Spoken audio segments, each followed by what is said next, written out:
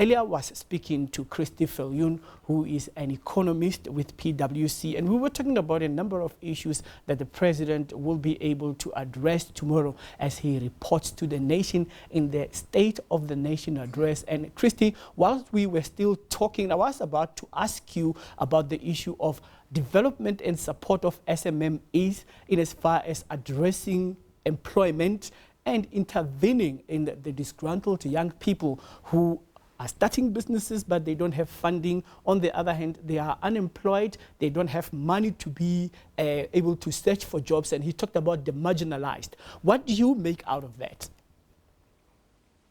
Well, yes, I mean, youth unemployment is one of our biggest challenges, as the president said. Our youth unemployment rate is the highest in the world. We are number one, and in this case, number one is the worst. I think that the president admitted last year in his SONA in June that youth unemployment is a serious challenge. It needs specific intervention. He made the promise that he would create a structure within the presidency to look at this issue with the aim of creating 2 million jobs for the youth over the next 10 years. And it's actually something that I mentioned to the media earlier this week. I would expect the president to speak about this in his SONA, and he's actually now preempting that. In his speech today, he is talking about tangible progress there. Certainly education is very important, but when you talk about early childhood education, it's almost creating an employable workforce for the next generation. And we need action right now. And that's actually what the president has been speaking about, having these interventions, having these policy changes. So I'm very excited to know that this Biz Portal is up and running.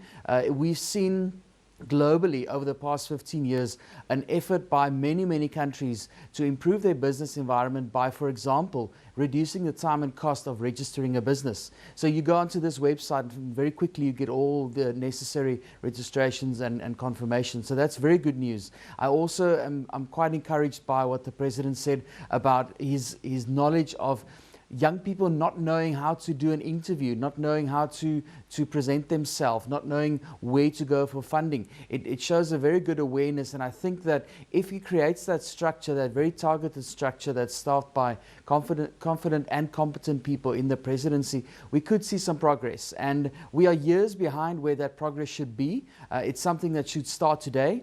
Definitely looking forward to the SONA tomorrow to see more on this issue about actually creating more jobs for the youth. While we're still at that, you know, Christie, when he talks about the conduct of young people during interviews, well, that's one thing. But on the other hand, when we talk about assimilating young people into starting businesses, are you aware for a fact that some people are in business, but they don't know about business? The issue of business literacy. Do people really understand what is the essence of a business plan, how to pitch a business and convince a panel for you to be able to be funded? Because others want money, but they don't know what they're going to do with it, how they're going to use it, what they're going to produce, how long it takes to produce it. Are they going to be able to pay the money back, and when? Yes, I mean, there's a big difference between being in business and knowing about business. Many of the entrepreneurs in South Africa are forced into starting a business because they can't find a job. It might not be their own choice. It might not be something that they are qualified for, or even something that they really have a feeling of doing. You know, some people just have this feeling of being a business, being an entrepreneur. Lots of other people are not. So you get into the situation where you are creating a business to put food on the table. You are doing maybe a very basic trade. You don't know about funding. You don't know about pricing. You don't know about accessing new markets. So that's a very true point that the president made. It might be something that we need to look at from a primary, actually secondary education situation, where maybe as a high school subject we need to focus more on entrepreneurship. Now obviously we've got business studies, we've got economic and business sciences, accounting. Those are some of the subjects we have at school, but those are often geared towards people that will go on to tertiary education.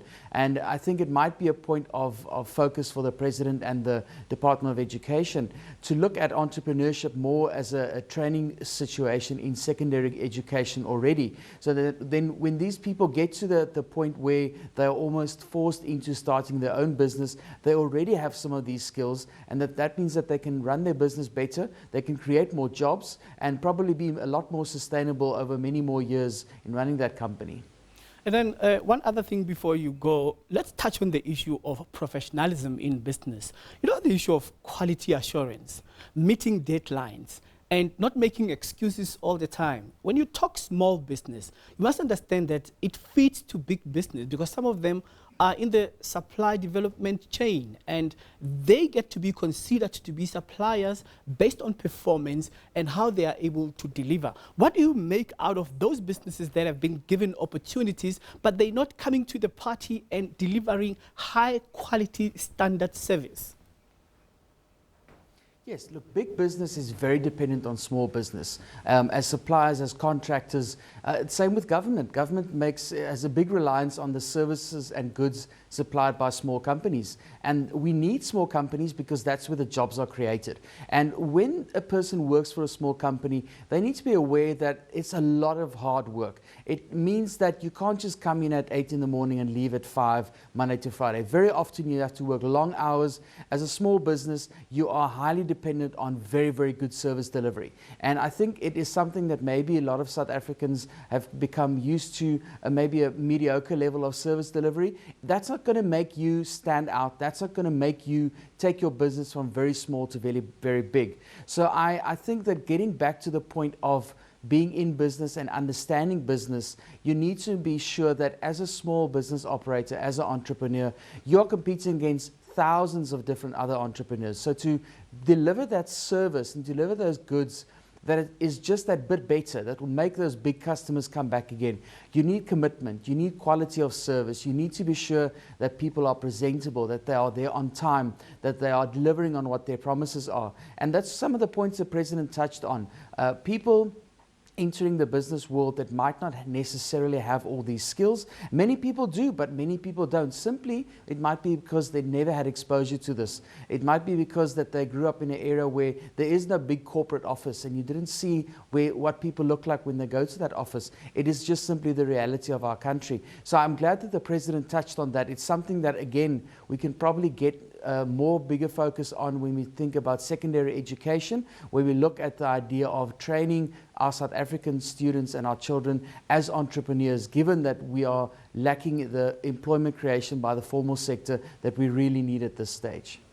All right, Christie, thank you very much for coming through. And of course, Christie is the economist at PwC, giving us his analysis on the presidential address to the NYDA this afternoon in Cape Town.